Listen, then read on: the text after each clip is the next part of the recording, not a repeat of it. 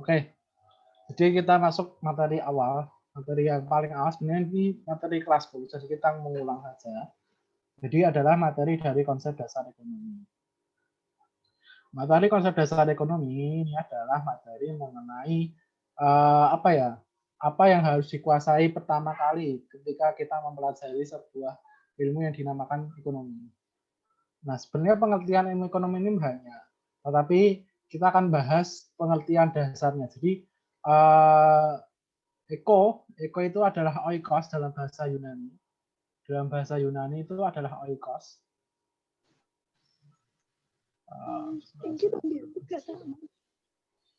Dalam bahasa Yunani ya. Yunani. Nah, dalam bahasa Yunani adalah oikos.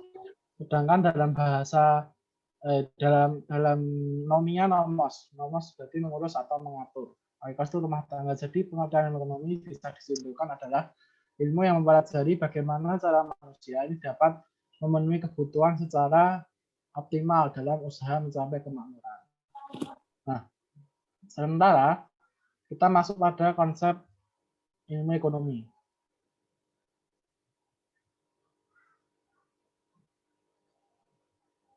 Oke, jadi masuk ke dalam konsep ilmu ekonomi. Konsep dari kelas dan klasifikasi, jadi pembagian dari ilmu ekonomi itu seperti apa. Nah, konsepnya atau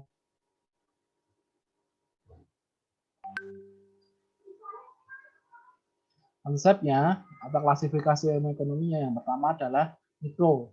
Mikro kalau diartikan sama dengan kecil ya. Mikro itu sama dengan kecil. Jadi lingkupnya itu cuman hanya apa namanya di lingkupnya hanya cuman mempelajari perilaku konsumen dan perusahaan. Jadi misalkan ada penetapan harganya, ada elastisitas kemarin kita sudah bahas, terus ada kepuasan konsumen sama optimalisasi produksi. Nah, kalau makro ini kalau dalam bahasa kan besar. Jadi lingkupnya ini secara keseluruhan atau kalau dalam ekonomi dinamakan agregat dan global pastinya. Contohnya bagaimana sih kita mencegah namanya inflasi, terus pertumbuhan ekonomi yang nanti kita akan bahas, neraca pembayaran, ekspor impor, kurs dan dunia bank atau perbankan. Nah, yang ketiga adalah ekonomi deskriptif. Jadi ekonomi deskriptif ini adalah salah satu pembahasan tentang suatu persoalan ekonomi atau topik tertentu. Jadi digolongkan berdasarkan masanya. Misalkan ekonomi Indonesia pada tahun 98 itu kan terjadi banyak resesi ya. Terjadi banyak goncangan ekonomi, inflasi di mana-mana dan sebagainya. Jadi ekonomi ini menjadi suatu masalah mendasar yang berarti dalam ekonomi deskriptif. Nah, sedangkan yang ketiga ini adalah ekonomi terapan. Nah, ekonomi terapan ini adalah kerangka pengertian dari analisis ekonomi.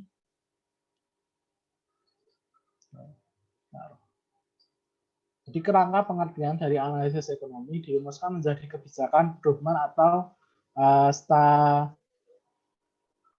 standar dalam mengatasi masalah ekonomi tertentu. Misalkan ada penerapan kebijakan open policy market atau kebijakan pasar terbuka dalam menentukan jumlah uang yang beredar. Kalau menerapkan kebijakan ini berarti kita harus ketahui dulu apa sih dasar dari diterapkan kebijakan ini. Misalkan kebijakan ini diterapkan untuk mengatasi inflasi. Nah, jadi inflasi itu kan adalah suatu masalah tadi kan, masalah dalam penjelasan ekonomi deskriptif. Jadi terapannya adalah bagaimana kita bisa menerapkan suatu kebijakan yang mengatasi masalah dalam ekonomi deskriptif. Intinya seperti itu. Nah, tadi udah ada 4 klasifikasinya. Terus kita masuk ke dalam 5 poin kelima. Nah, namanya ekonomi positif. Jadi antara fakta sama hubungan ekonomi ini ada kaitannya. Jadi misalkan kalau di sini dicontohkan adalah jika produksi semen turun maka harga semennya naik. Nah, ini bersinggungan dengan hukum permintaan atau hukum penawaran. Intinya gitu. Nah, yang keenam adalah ekonomi normatif. Jadi pengertiannya adalah membahas saran pertimbangan antara etika yang biasanya ada kata-katanya, misalkan seharusnya, sebaiknya gitu. Dicontohkan meningkatkan kesejahteraan masyarakat dengan pemerataan pendapatan. Nah, ini jelas karena apa? Karena hanya di satu sisi pendapatan saja itu artinya nggak maksimal untuk apa namanya pertumbuhan ekonominya, pembangunan ekonominya juga nggak maksimal karena hanya terfokus pada satu bidang saja. Gitu. Nah, kita masuk ke metodologi ilmu ekonomi. Jadi metodologi ini adalah suatu cabang ilmu yang bagaimana kita bisa apa ya, bisa memberikan suatu apa namanya, suatu model dalam memahami ilmu ekonomi. Yang pertama adalah teori ekonomi. Teori ekonomi adalah pernyataan atau sekumpulan pernyataan tentang sebab akibat, aksi reaksi dan gejala ekonomi. Jadi berhubungan positif dengan adanya fakta-fakta yang ada di lapangan. Misalkan teori permintaan, menyatakan bahwa harga naik maka permintaan turun. Ini jelas. Nah, yang kedua adalah model ekonomi. Jadi yang model ekonomi ini adalah sebuah pernyataan formal dari teori ekonomi yang biasanya digambarkan atau dipresentasikan dalam kata-kata ataupun diagram, gambar dan matematis. Jadi intinya mempunyai apa namanya suatu bentuk yang pasti kalau model itu. Misalkan kita kenal banyak apa ya banyak istilah-istilah ekonomi, misalkan model kurva permintaan, kurva penawaran. Jadi itu pasti bisa ada digambarkan. Nah, dicontohkan di sini adalah model siklus lingkaran kegiatan ekonomi. Dicontohkan ini adalah model ekonomi merupakan penyederhanaan dari suatu fakta atau realitas dari ekonomi. Nah, yang ketiga adalah metode induktif. Jadi metode induktif ini apa? Jadi cara berpikir yang berpangkal atau yang berpusat pada kenyataan atau fakta khusus kemudian berusaha menarik sebuah kesimpulan umum. Jadi adanya fakta khusus nanti disimpulkan menjadi fakta umum atau kesimpulan umum. Misalkan dicontohkan, harga emas naik, maka permintaannya malah naik. Begitu pula dengan harga berlian, maka dapat disimpulkan bahwa barang mewah, nah harga emas sama harga berlian kan barang mewah, termasuk kedua barang mewah. Jadi memiliki kurva permintaan dengan kemiringan positif. Gitu. Sebaliknya kalau harga beras naik, maka harga apa namanya jagung misalkan, maka harga jagung ini malah turun permintaannya kan, permintaannya malah turun satu. Jadi harga beras naik maka permintaannya turun. Nah ini kan barang pokok atau barang inferior memiliki kurva permintaan dengan kemiringan negatif gitu. Jadi metode induktif seperti itu. Jadi dari pernyataan khusus disimpulkan melalui kesimpulan yang bersifat umum gitu. Jadi yang khusus ke umum gitu. Nah, sementara deduktif ini adalah sebaliknya. Jadi metode apa namanya yang berpangkal atau berpusat pada pengetahuan umum terus diterapkan ke khusus sebaliknya. Contoh jika harga barang naik maka permintaan turun. Hal ini diterapkan pada misalkan cabai. Jika harga cabai naik maka permintaan akan turun. Begitu pula sebaliknya. Nah,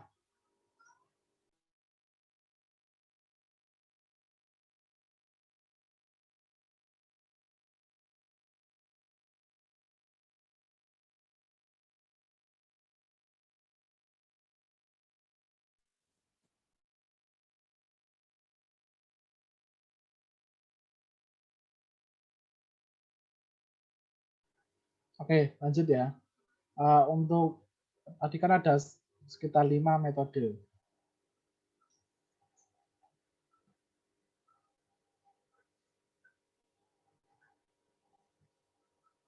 Nah, lanjut ke metode selanjutnya adalah metode ceteris paribus. Jadi ceteris paribus ini adalah faktor-faktor lain yang dianggap tetap. Misalkan jika harga tiket kereta api naik, maka permintaan tiket kereta api turun dengan asumsi harga tiket bus tidak berubah. Ya, apa namanya? Misalkan faktor-faktor ini yang lain itu misalkan tiket transportasi ya itu dimisalkan seperti itu. Terus yang terakhir adalah fallacy of composition. Jadi fallacy of composition ini adalah apa yang baik dalam skala kecil belum tentu baik dalam skala besar. Jadi ya umum ya seperti hidup hemat baik individu, tetapi secara besar makroekonomi jika seluruh individu itu hidup hemat akan menurunkan pertumbuhan ekonomi. Ya ini merupakan suatu apa namanya suatu bentuk ini ya ketidakseimbangan kalau fallacy of composition. Jadi kita udah kenal ada sekitar tujuh dari metode ekonomi. Nah, kita masuk kepada prinsip motif tindakan hukum politik ekonomi. Jadi ada beberapa aspek dalam ekonomi. Nah, yang masuk pertama adalah prinsipnya ini ya, ini umum sekali. Jadi berusaha dengan pengorbanan minimum untuk mendapatkan hasil tertentu, tetapi juga berusaha dengan pengorbanan tertentu untuk dapat hasil maksimum. Ini memang umum terjadi dalam sebuah kegiatan ekonomi. Jadi kita berprinsip atau berdasarkan paham ini ya. Gitu. Nah, kemudian motif ekonomi adalah hal-hal yang mendorong orang untuk melakukan sebuah kegiatan. Jadi ada dasar tindakannya. Selain prinsip gitu. Jadi prinsip dan motif ini saling berjalan beriringan. Nah, secara umum jadi motif ekonomi ini dibagi menjadi dua. Ada yang intrinsik sama ekstrinsik. Jadi intrinsik ini adalah dorongan untuk melakukan tindakan ekonomi karena dorongan diri sendiri. Jadi di dalam diri sendiri misalkan kita ingin makan, kita ingin beristirahat, kita ingin berolahraga. Nah, ini motif dari dalam diri kita.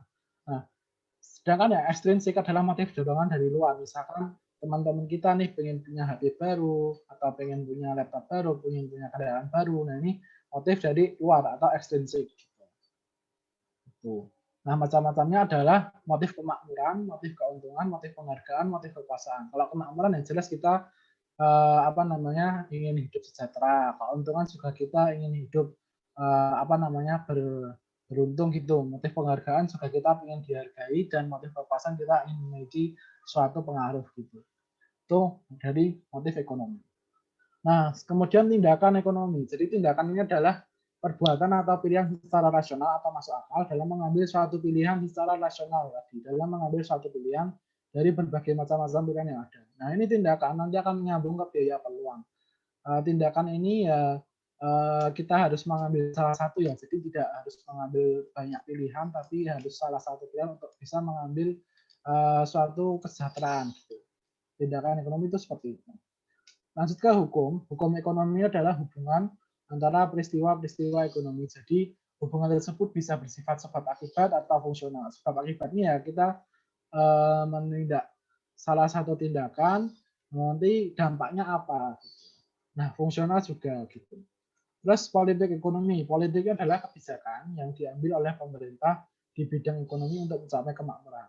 Ya, tadi kebijakan-kebijakan yang berkaitan dengan ekonomi, misalkan inflasi, misalkan kurs mata uang, misalkan kebijakan-kebijakan indeks harga dan sebagainya yang berdampak pada kehidupan hasil hidup orang banyak. Itu namanya politik ekonomi. Nah, dari kelima ini mungkin udah paham ya. Jadi sudah bisa ditanamkan ke dalam tindakan kita sehari-hari dalam melakukan sebuah kegiatan. Nah, yang kelima adalah masalah ekonomi. Ini sering sekali dibahas, tapi nanti misalkan keluar soal, ini nanti keluarnya paling di telapannya. Gitu. Nah, masalah pokok ekonomi misalkan ada 3. What itu apa? Jadi barang apa yang harus diproduksi sih? Terus apa yang sedang saat ini dibutuhkan masyarakat? Misalkan kemarin ya pas pandemi itu harus apa sih yang diproduksi untuk menanggulangi pandemi? Terus dibutuhkan masyarakatnya apa? Nah, salah satu caranya adalah masker sama face shield. Nah, ini yang menjadi masalah pokok ekonomi. What? Nah, selain what adalah how. How itu bagaimana sih kita cara menghasilkannya? Nah, masker itu kan bisa dari kain, bisa dari masker yang dibuat dari pabrik gitu. Nah, forwarding adalah untuk siapa barang diproduksi ya untuk masyarakat semuanya. Misalkan kalau masker itu kan ada berbagai jenjang ya, berbagai jenis. Ada untuk tenaga kesehatan, ada untuk dokter, ada untuk masyarakat yang di luar. Gitu. Di luar itu adalah yang di kreativitas sama masyarakat umum. Itu juga ada tingkatan tingkatan barangnya. Kan masker itu ada berbagai jenis itu. Gitu. Nah, nyambung ke masalah pokok adalah scarcity atau kelangkaan. Jadi kelangkaan ini adalah kelangkaan secara kuantitas atau secara jumlahnya, secara kualitas atau secara mutunya, dan tempat dan waktu. Jadi kelangkaan ini adalah menimbulkan pilihan atau choice. Choice itu bahasa Inggris ya, choice pilihan. Ya jelas karena apa? Karena kita lihat kemarin itu kan pas pandemi masker pas awal-awal itu sangat-sangat dibutuhkan. Apalagi kita tahu ada penimbunan dan sebagainya itu kan jadi satu masalah yang menimbulkan masalah pokok. Dan nyambung ke choice, choice ini adalah pilihan yang timbul karena kebutuhan yang tidak terbatas. Jadi apa namanya, kitanya mau pilihannya banyak, tetapi yang dibutuhkan itu juga barangnya sedikit banget gitu. Jadi ini menimbulkan pilihan. Gitu. Nah, yang keempat adalah opportunity cost. Yang tadi Mas Rizky bilang adalah biaya peluang atau biaya kesempatan yang ini. Nah, kesempatan yang hilang karena kita memilih alternatif lain. Misalkan di dalam materi ini dicontohkan. Jadi contoh yang pertama adalah, pilihan kuliah atau kerja selepas lulus SMA.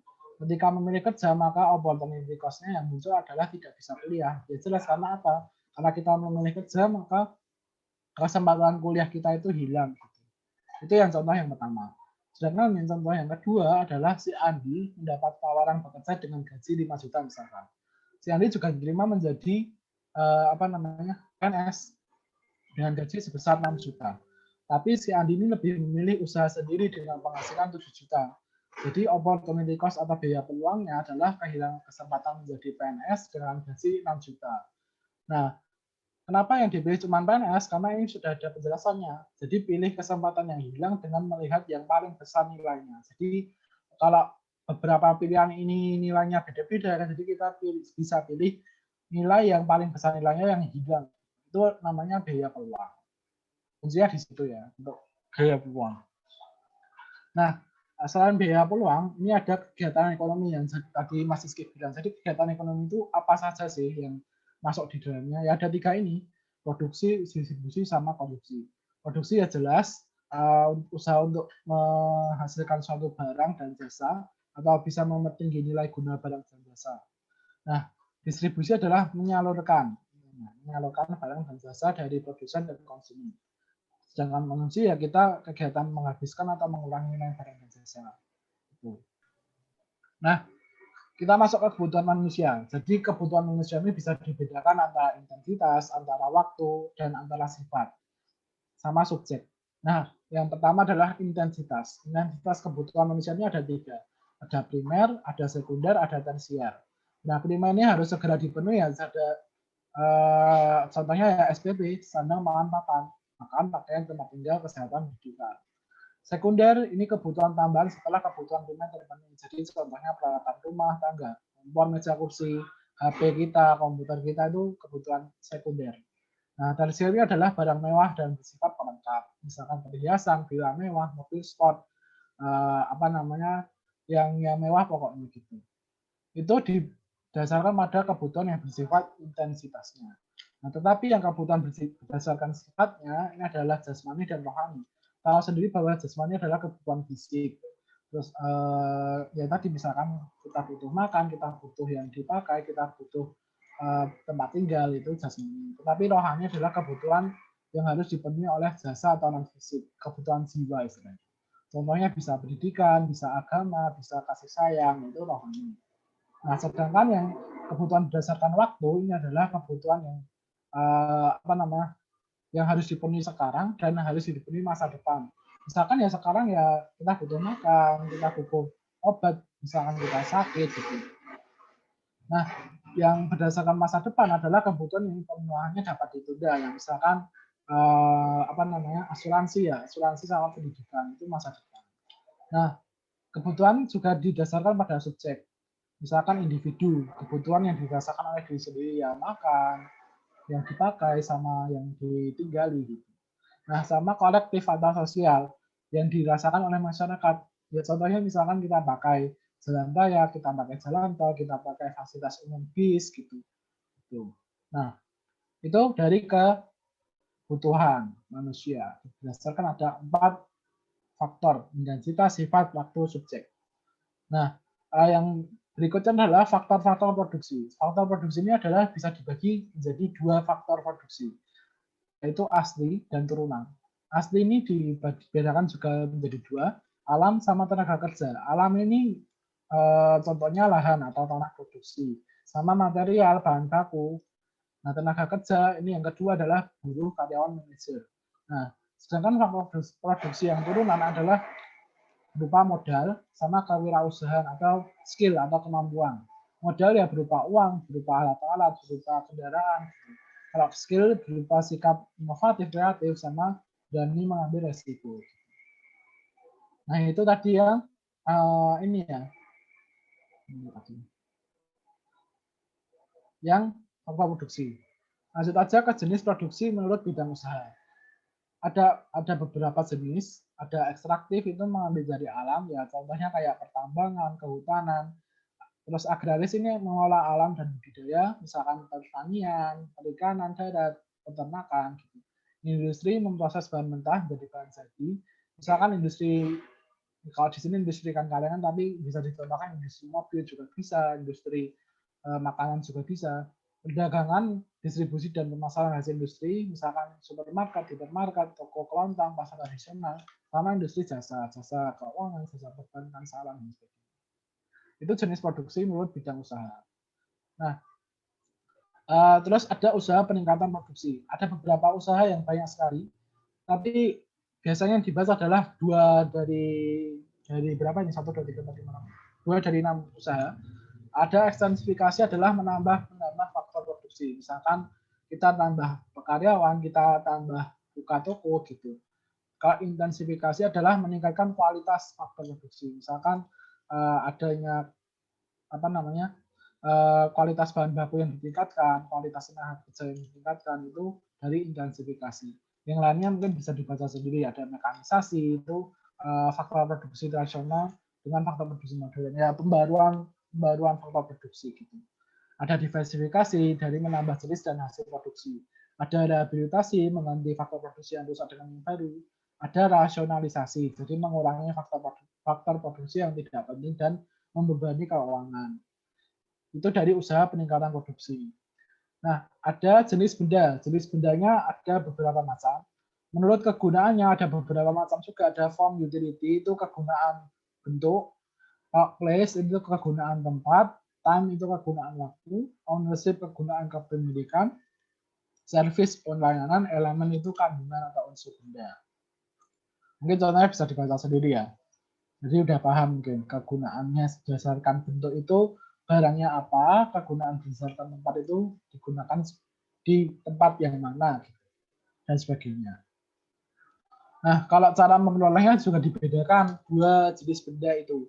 Yang pertama adalah benda ekonomi. Jadi benda ekonomi itu adalah benda yang harus diperlukan pengorbanan untuk memperolehnya. Misalkan kita sakit kan butuh obat, itu kita bayar. Gitu. Nah, tapi kalau benda bebas itu memiliki kegunaan dengan jumlah yang sangat banyak, tapi kita nggak perlu membayar. Misalkan air di laut atau oksigen di daerah pegunungan, pedesaan itu juga. Nah, itu jenis benda.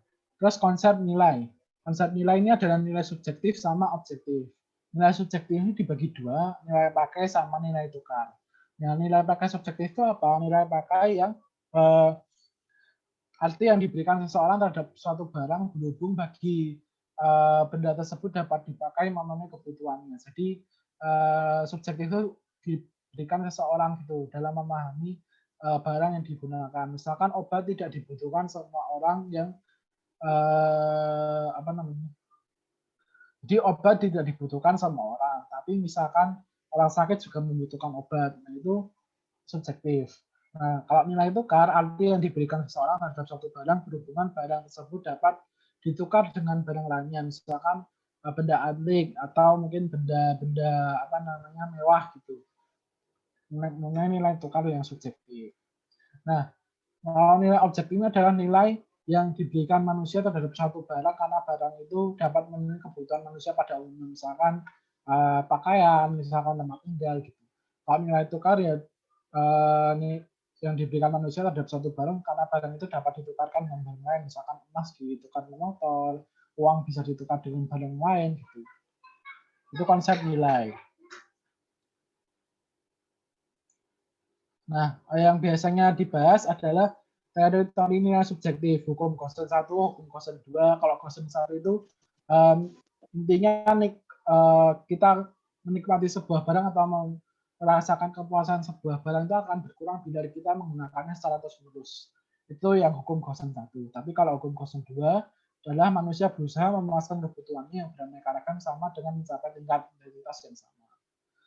Nah, biasanya yang dibahas adalah circular flow atau diagram sirkular. Nah, ini kita lihat ada diagram rumah tangga konsumen sama rumah tangga produsen. Bisa dilihat arus uangnya dari rumah tangga konsumen ini kemana, terus ke rumah tangga produsen ya kemana lagi itu. Itu sih sama arus barang. Jadi dibedakan antara arus uang dan arus barang. Ada pasar output, outputnya rumah tangga konsumen adalah barang dan jasa. Inputnya rumah tangga konsumen adalah biasanya disingkat ini ya, tenaga kerja, modal, lahan, material, kewirausahaan atau skill kemampuan. Itu materi konsep dasar ekonomi cukup banyak. Kita akan langsung beralih aja ke materi pertumbuhan.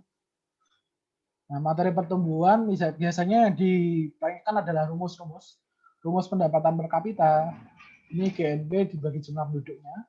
Rumus pertumbuhan ekonominya adalah GNP misalkan tahun 2000, kita ambil contoh 2011, dikurangi GNP 2010, dibagi GNP 2010 kali 100%. Itu rumusnya. Siklus ekonomi juga bisa dilihat dari A ke B ini adalah perluasan atau ekspansi, B ke C adalah resesi, C ke D ini depresi, D ke E adalah recovery atau pemulihan. Itu dari grafik ya, kita bisa lihat.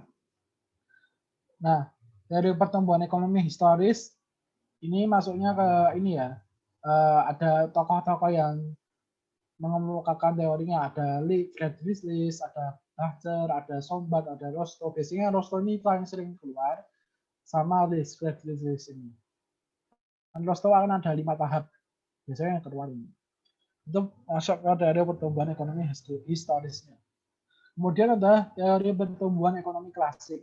Adam Smith, Robert Solow, Harold Domar. Kalau Adam Smith adalah pemacunya adalah penduduk dan output. Kalau Harold Domar adalah modal. Nah, peningkatan produktivitas modal. Kalau Schumpeter itu adalah pengusaha menciptakan pertumbuhan ekonomi. Jadi juga ditemukan oleh beberapa tokoh juga. Biasanya keluar sih itu antara Harold Domar sama Schumpeter. Nah, kita masuk ke kurva kemungkinan produksi adalah atau production possibility curve. Nah, atau PPC ya, kita singkat PPC. PPC ini adalah kurva yang menunjukkan bagaimana jumlah komoditas maksimum dapat dihasilkan oleh sebuah negara. Misalkan di sepanjang garisnya ini, di sepanjang garis ini menunjukkan produksi yang efisien dalam produksinya gitu. Jadi semakin membesar kurva, maka perekonomian ini adalah semakin tumbuh. Perbesaran kurva adalah disebabkan oleh perkembangan teknologi. Ya, jelas karena semakin banyak teknologinya, semakin canggih teknologi adalah semakin banyak jumlah yang barang yang dihasilkan. Kemudian pembangunan adalah indikatornya macam-macam. Ada pemerataan pendapatan kesejahteraan, ada peningkatan angka harapan hidup, banyak. Nah, yang dibahas adalah kurva Loren. Kurva Loren ini adalah yang ini ya, yang ini, yang agak ini, yang belenduk ini ya. Jadi kurva Loren itu ini ya, menghitung antara penduduk dan pengangguran sebenarnya gitu. Cara membacanya adalah 80% penduduk hanya menguasai 30% kekayaan atau PDB. Ini koefisien gini, menghitung koefisien gini adalah luas daerah arsiran. Arsiran ini dibagi luas segitiga. Luas segitiganya ya, misalkan kalau di sini OAB gitu. Nah, nilai koefisien gininya adalah segini. 0 sampai 0,3 ketimpangan rendah, ketimpangan sedang moderat, ketimpangan buruk. Nah, ini bisa dibaca mungkin ukuran ketimpangan standar Bank Dunia. Jadi distribusi pendapatannya, misalkan kalau kelompok 40% penduduk miskin, pengeluarannya kurang dari 12% itu masuk ke tingkat ketimpangannya tinggi. Gitu. Semakin pengeluarannya ini lebih besar, itu semakin rendah ketimpangannya. Gitu. Nah, itu dari materi, kita langsung masuk ke soal. Jadi soal yang pertama adalah soal konsep dasar ekonomi. Mau dibahas yang mana mungkin soalnya, karena soalnya sebenarnya banyak teorinya. Kita akan bahas mungkin yang apa namanya, ini ya yang mungkin sebab akibat sama pilihan. Pilihan adalah 1, 2, 3, 4. Nah, misalkan kalau nomor 18 ini kita sudah tahu materinya tadi, jadi langsung diterapkan aja. Masalah pokok ekonomi dalam masyarakat adalah, jadi masalah pokoknya kan tadi ada 3. Ada 1, benar kan? 1 untuk siapa produksi dilaksanakan atau volume. ada 2 bagaimana cara memproduksi, dan ada 3 apa yang akan dihasilkan buat. Jadi adalah 1, 2, 3. Nah, untuk nomor 18 kan jawabannya 1, 2, 3. 18 jawabannya adalah 1, 2,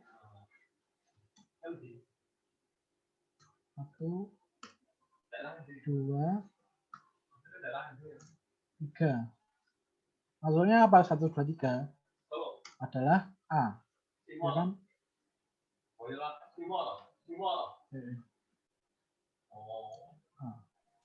Oke. Ya. 1, 2, 3. Ini ya nomor 18. Kita mau bahas yang mana lagi mungkin? Ini masuk soal pertama ya, soal kompetensi. Masih gampang sih. Bisa ditanyakan di kolom chat.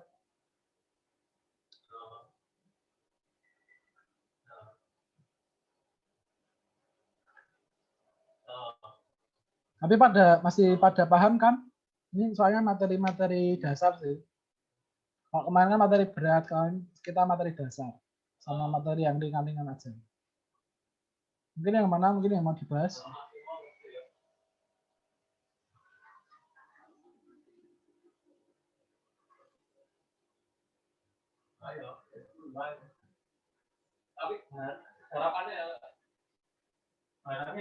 Nomor 48. Ini yang mana ya? Oh ini ya, di sini ya. Oke. 48 ini adalah, ini ya. Kalau faktor produksi variabel ditambahkan secara terus-menerus pada faktor produksi tetap, maka akan mengakibatkan hasil produksi. Ini mengacunya ke hukum, kita masuk yang Gaussian tadi ya. Kalau faktor produksi variabel ini ditambahkan secara terus-menerus pada faktor produksi tetap, maka akan mengakibatkan hasil produksi. Nah, yang pertama kita bayangkan kalau misalkan total mula-mula meningkat kemudian menurun. Ini sesuai dengan hukum Gaussian 1 tadi. Karena tadi ketika kita menambah suatu barang atau mengkonsumsi suatu barang, lama-lama kan kita akan bosan. Ini yang nomor 1 ini juga sesuai. Jadi 1 ini masuk. Kalau 2 total akan terus meningkat. Ini juga ini enggak, ini sesuai juga, tetapi ini enggak masuk. Karena apa? Karena enggak masuk hukum Gaussian 1 tadi. Jadi yang kita bahas nomor 48 ini adalah hukum Gaussian 1. Nah, nomor 3 ini juga sesuai. Karena apa? Marginal menurun. Jadi kan hukum Gaussian 1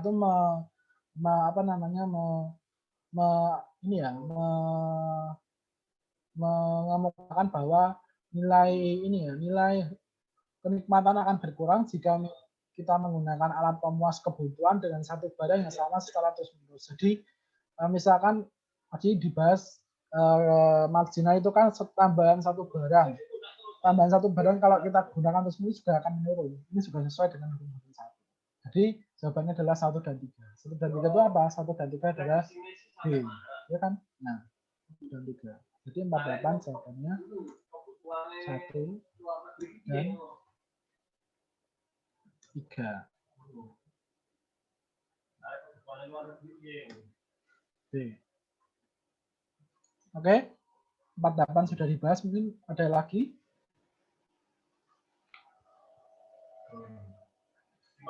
Bisa langsung ke kolom chat aja kalau mau dibahas, karena soalnya sudah dibagikan juga kan. Atau kita langsung mengalihkan ke soal pertumbuhan pembangunan. Soal pertumbuhan pembangunan biasanya hitung-hitung.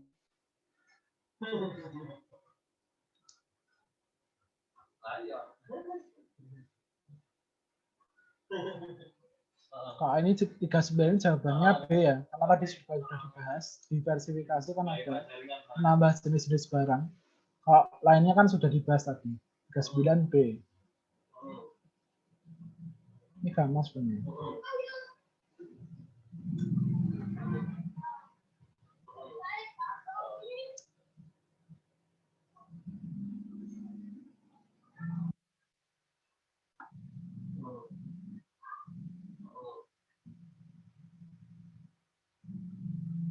Ada lagi mungkin, atau kita langsung beralih ke soal pertumbuhan.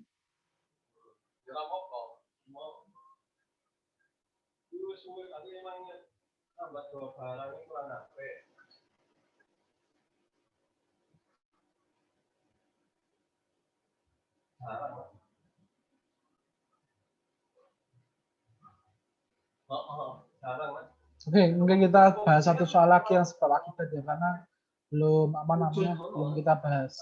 Mana ya soal sebab akibat? Oke, 40.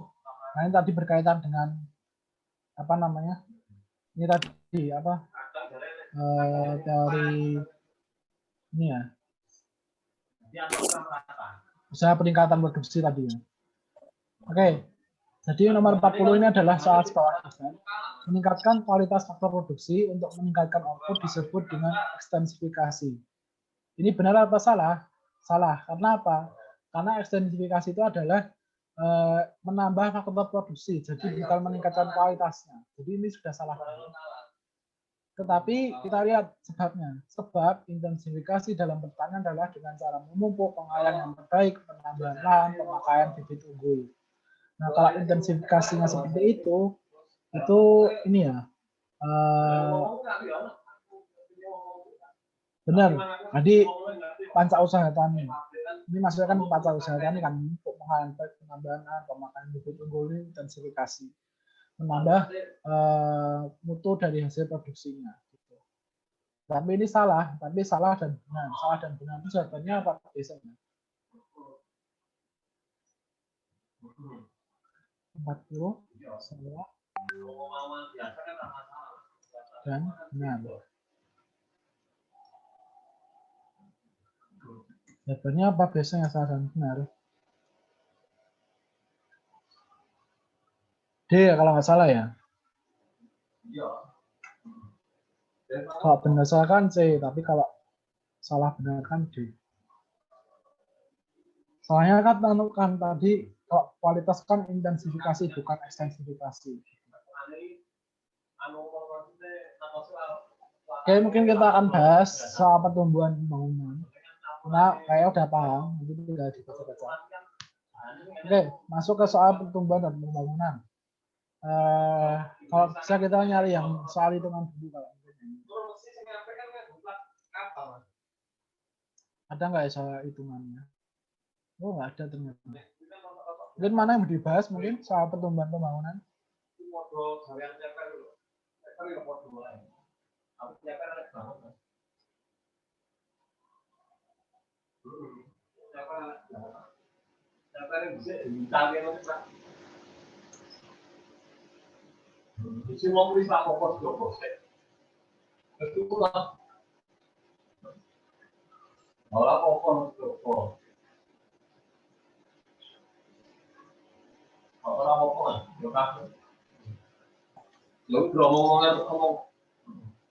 Halo, mungkin ada yang mau dibahas mungkin?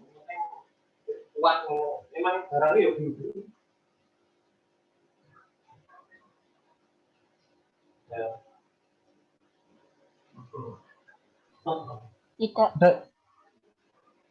Gimana? Enggak. Apa udah paham semua mungkin? Nanti tinggal PC aja ya, atau Kaizala bisa lah, nggak bisa. Untuk Iya, apa Mas. namanya?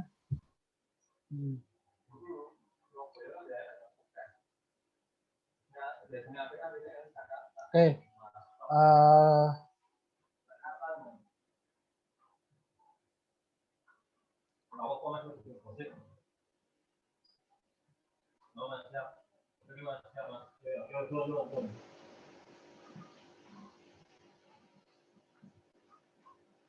Oke, mungkin belum ada yang mau dibahas, tapi ini sudah pada paham mungkin ya di membaca materinya. Nah, mungkin minggu depan kita akan bahas satu materi lagi mungkin. Nah, setelah materi kita langsung akan bedah soal. Jadi bedah soal itu udah yang linknya udah diupload di Google Drive, itu juga kalian bisa akses. Ataupun nanti kalian ada soal sendiri juga monggo, boleh dibahas juga. Nanti bisa ditanya-tanyakan. Karena materi mungkin sudah cukup. Tinggal satu pertemuan lagi. Pertemuan yang minggu kedua Februari kita langsung bahas soal aja. Mungkin itu dari apa namanya materi yang kita bahas. Ada yang mau ditanyakan mungkin?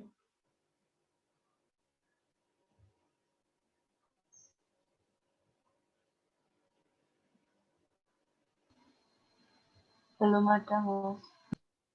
Oke, belum ada ya? Oke, mungkin udah mungkin bimbingannya seperti itu.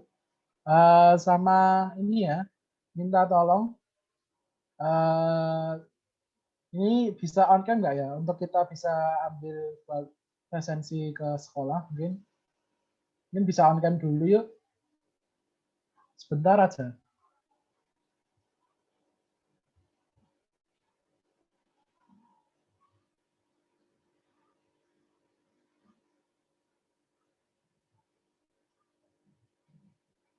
Atau kalau nggak bisa juga nggak apa-apa. Oke. Oke, masih baru satu yang on cam. Yang lain mungkin?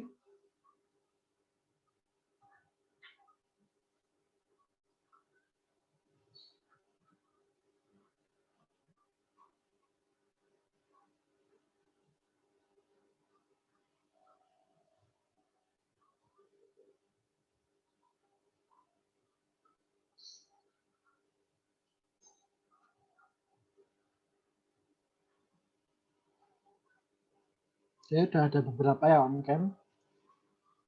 2 menit lagi ya, kita tunggu mungkin yang pada on cam buat ambil presensi nanti.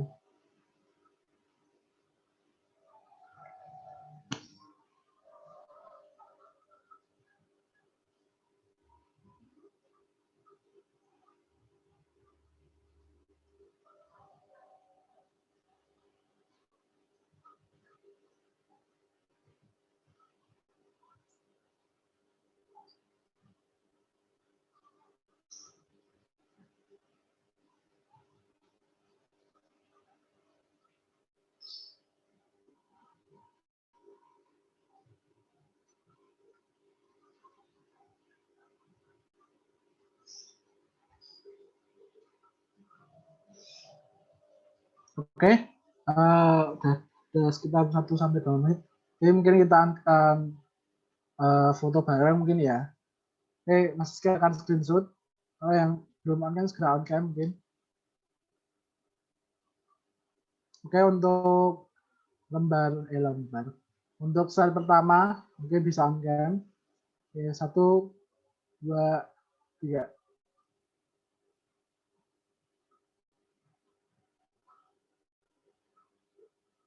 Oke, lagi ya untuk slide kedua.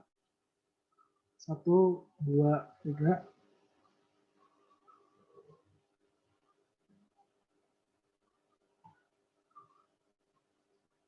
Untuk slide ketiga ada ini. 1, 2, 3.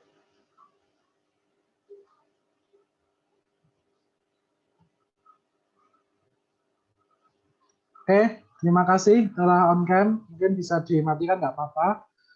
Jangan sungkan-sungkan untuk mau tanya apapun itu mungkin mengenai mau masuk kuliah gimana, materi kuliah gimana, gitu-gitu. Atau ekonomi, tanya-tanya soal nggak apa-apa.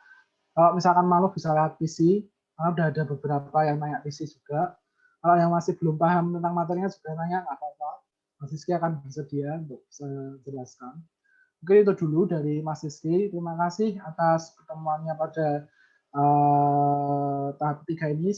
Semoga semangat dalam nanti UTBK karena kurang lebih sekitar 3 bulan lagi ya UTBK. Mungkin itu dulu. Mohon maaf ada bila salah kata. Terima kasih. Wassalamualaikum warahmatullahi wabarakatuh. Waalaikumsalam warahmatullahi wabarakatuh. Terima kasih, Mas. Oke, sama-sama. Tetap semangat. Waalaikumsalam warahmatullahi wabarakatuh.